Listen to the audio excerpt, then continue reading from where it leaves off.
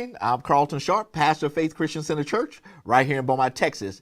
And we're here on what's happening in our neighborhood. And today, my special guest is Miss Denise Spooner. Welcome, Denise. Well, thank you, Pastor Sharp. I'm glad to be here with you today. Well, we're happy to have you. Hey, tell us a little bit about yourself. Well, I'm a lifetime resident of Beaumont, and as you know, I'm seeking re-election for the at-large seat for BISD School Board. Wow. So you're actually currently on the board.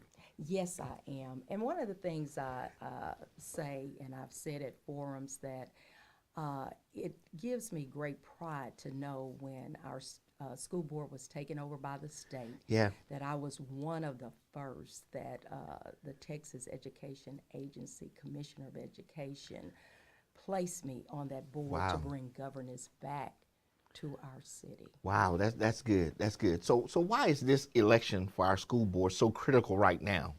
Well, first I would like to say the crucialness of it is to move forward. Yeah. You know, as you know, we had a board of managers, and the commissioner is doing a great job of transitioning the board to the elected trustees. And there are people that will be leaving, people will be coming in. Mm-hmm. But we need to have unity. We need to have one mindset that we do not regress and go back. Yeah. You know, we need to move forward, especially for the children. So is it the understanding that after this election that the whole board will be those who are elected officials, or will the TEA still be putting people on the board? Now that would have to come from the commission. I understand. But definitely, we have a date, a year. Okay. By 2020, the board will be a fully elected board. Oh, that's good. That's good. 2020 is the timeline end. Okay. So what unique skills do you bring to the table for the school board? Well, I'm a lifetime educator. I'm retired, but I've never... Retired. That's it. You retired, but you never retired. Yes, and I'd like to share, you know, my background in education. Definitely, I have certification in early childhood. I tell the community and the neighborhood friends that you can't miss me with educating students. I've done elementary, middle school, high school. Wow. And in my retirement, I went on to teach college out at Lamar Institute of Technology. Uh-huh. And I've also been an adjunct professor for Lamar University. So education is my life. It's my life, and I have a passion for it. Wow. So what unique challenges do you see the district facing right now? Well, where we are, I know you know we have 3 schools that were in IR. Correct. And, you know, we have charter partners. And I want the community to know that we own our schools. The charter individuals that are coming in are only partnering with us. Okay. So when you set a challenge, we are looking to bring those particular campuses up to excellence. Yeah. And the charter partners have 2 years to work with those schools and do that for us. But at the same time, we have other campuses that are not in that predicament, but of course we want them to be A and B campuses. Yeah. So the academics is very crucial at this time. You know, I go back, we balanced the budget. I came in on the tail end of all of that. I give credit to the managers. But now it's a curriculum situation.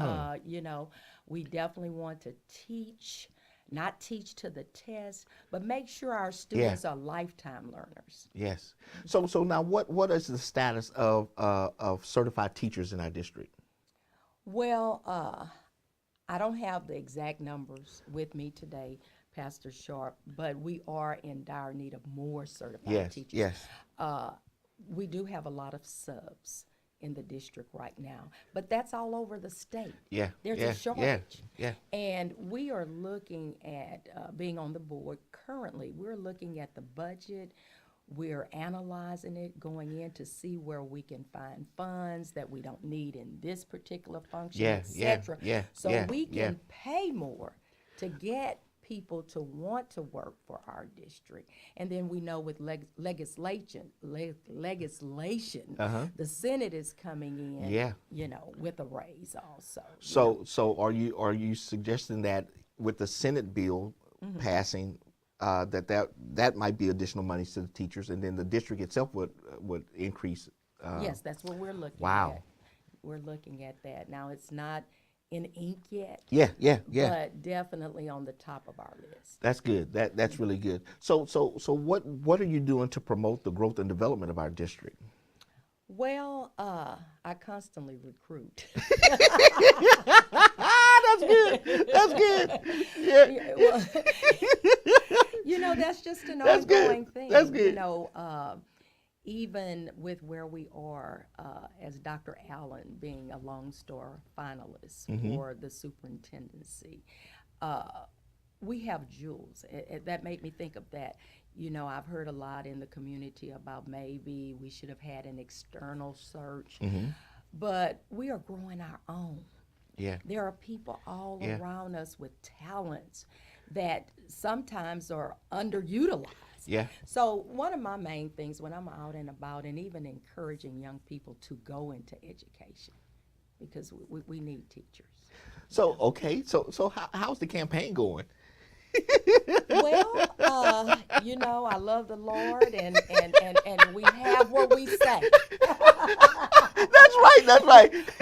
we have what we say, you know, and I'd like to say it's going well. Okay. I have met individuals of all ethnicities, and they just want, I'll say, greatness, because who doesn't want anything great? Because it's already in our students. That's it. And meeting, you know, people from all phases or facets of life, they have been very positive.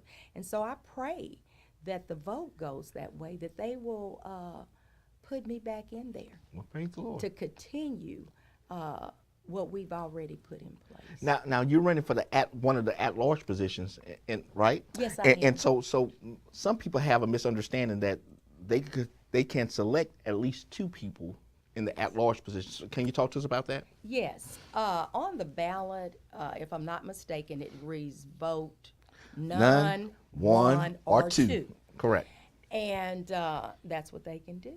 You know, when they look at those names, if they are not happy with any of the 4 in the at-large section, we hope that they. Well, you know, we have to be real. Yeah, that's true. That's true. Yeah. I mean, it wouldn't be on there. So, you know, and then if, you know, looking at the 4, if they only identify with one person, they can do that also. But of course, out of the 4 of us, I know there are 2 people that any individual can be happy with. Yes. I do believe that. And one of the things that you talked about earlier is the accountability and leadership. So talk to us about that. Well, in everything we do in BISD, there is an accountability level. When we talk about finances, you know, I give kudos to Ms. Cheryl Hernandez. She's our Chief Financial Officer. And I hope when she sees this, she doesn't say, Ms. Spooner. But you put me out there, Ms. Spooner. But I love her. You know, we have coined her as the queen of no. You know, if it's not going to what's needed for student that's outcomes, that's good. We can't do it. Yeah. You know, and so I appreciate her expertise. So we definitely do not want to slide back in the financial area. Yes. And so definitely she's at the head of all of that, totally accountable. I can say that. And when we look at academics, you know, it starts in the home. The parents are accountable. You know, we are accountable as educators. Yes. Even when they go into the lunchroom, Pastor Shaw, to have lunch, the cafe manager is accountable for them getting a good daily meal. So it just runs across the board. If everyone does their job to the utmost, with excellence. That's it. That's it. Yeah. We can't help but win. Wow. Now, what about leadership? Okay. Definitely leadership is important. Looking at what we've just done, and we have not finalized, we had a 21-day waiting period for the superintendent. Correct. But that person is the head of this district. We only have one employee. And let's make that clear. We want to make sure that the people understand that the 7 school board trustees have one employee. That's correct, and that's the superintendent. And we're expecting the superintendent to do great things.